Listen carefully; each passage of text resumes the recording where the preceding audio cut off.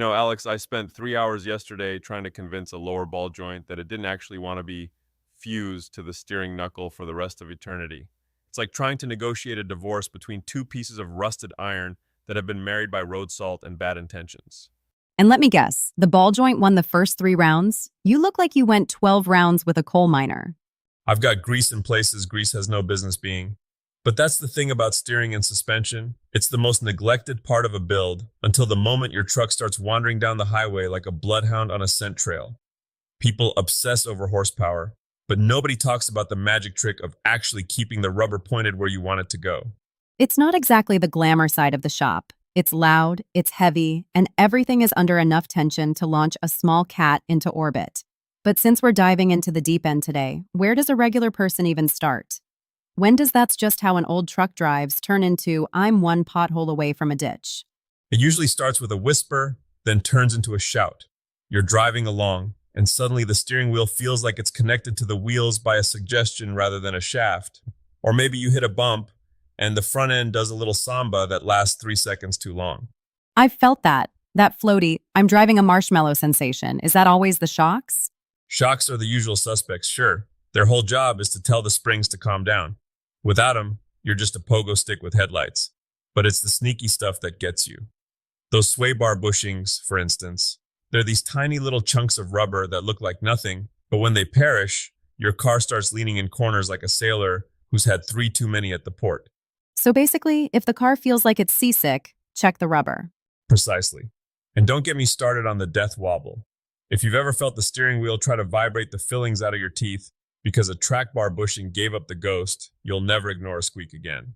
Okay, but for someone standing in their driveway right now, what's the homeowner's diagnostic? Do I just start shaking things until something falls off? Well, that's one school of thought, though it usually ends with a trip to the emergency room. No, you want to be systematic. I tell people to look for the grease ghosts. If you see a boot that's torn and it looks like a miniature volcano erupted dark gray sludge all over your suspension, that joint is toast. It's been inhaling road grit and exhaling its life's blood. What about the pulling? Everyone complains about the car pulling to the left or right. Is that always an alignment issue, or is the suspension lying to us? It's a bit of a chicken and the egg situation. You can get an alignment every Tuesday, but if your control arm bushings have the structural integrity of a wet noodle, that alignment is gone the second you leave the driveway. And here's the kicker. People forget about tire pressure. I've seen folks ready to replace an entire rack and pinion gear because the car was pulling, only to find out the front left tire was 10 pounds low. It's the simple things that make you look like a fool if you skip them. You mentioned something earlier while we were setting up, bushing preloading. That sounds like something you do to a cannon before a battle. What actually happens if you mess that up? Oh man, this is the mistake that keeps the parts stores in business.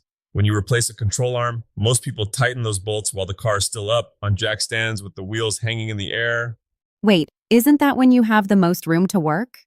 It is, and that's the trap. If you torque those bushings down while the suspension is fully extended, the moment you drop the car back on the ground, that rubber bushing gets twisted like a wet towel.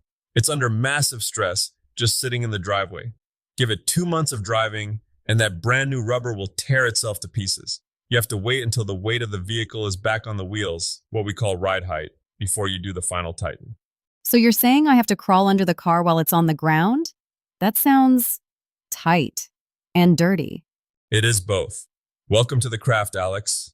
It's not a real repair unless you've got an imprint of the oil pan on your forehead. Let's talk about the steering side. Power steering leaks are like the glitter of the automotive world. Once they start, they're everywhere. Is it always the pump? Usually, the pump is the loudest complainers. It'll give you that low-pitched moan when you turn the wheel, like a ghost that's bored. But the leaks? Check your high-pressure hoses first. Those things live a hard life, vibrating and heat cycling next to a hot engine block. And for the love of all that is holy, don't just dump stop leak fluid in there. Why not? The bottle says it's a miracle in a jar. Yeah, and I've got a bridge in Brooklyn to sell you. That stuff works by making the seals swell up. It's a temporary fix that eventually turns your power steering rack into a giant, gummy mess. It's like trying to fix a leaky faucet by stuffing it with marshmallows. Eventually, the marshmallows win. Okay, so no magic potions, just wrenches and reality. Exactly, and when you're hunting a vibration, this is a big one. Don't assume it's the tires. I once spent a week balancing wheels on a customer's car, only to realize a brake caliper was sticking just enough to heat up the rotor and cause a shimmy. Steering and suspension are the policemen of the car. They feel everything that's going wrong anywhere else. So, what's the big takeaway for the folks who want to tackle this? It feels like a lot of heavy metal and high stakes. It's about respect, really. Respect the tension in the springs, respect the torque specs, and respect the fact that these parts are the only thing keeping you from being a passenger in a chaotic physics experiment. If you hear a clunk, don't just turn up the radio. Your car's trying to tell you a story, usually a story about a 50-cent bushing that's tired of living. And maybe, don't forget to check the tire pressure before you buy a new steering rack. Amen to that. Start simple, stay safe, and don't be afraid to get a little grease behind your ears. It builds character. Or at least it makes you really appreciate a hot shower at the end of the day. I think I'll stick to the asking questions part for now, but I might check my own sway bars this weekend. Just watch your fingers, Alex. Those springs have no mercy.